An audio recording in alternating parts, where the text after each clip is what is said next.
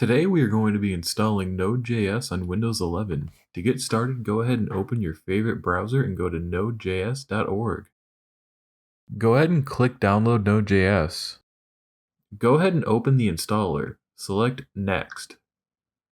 Check to accept the terms and press Next. We're going to be going with the default install location, but go ahead and copy the path to your clipboard. Go ahead and keep pressing Next and then Install. Now select Finish. Now we're going to open System Properties and select Environment Variables. We're going to be creating a new system variable, so select New under System Variables. I'm going to be naming mine Node.js and paste the path from my clipboard into the variable value. Go ahead and press OK. Now we're going to validate everything is installed and configured correctly, so go ahead and open a new command prompt window and type node-v.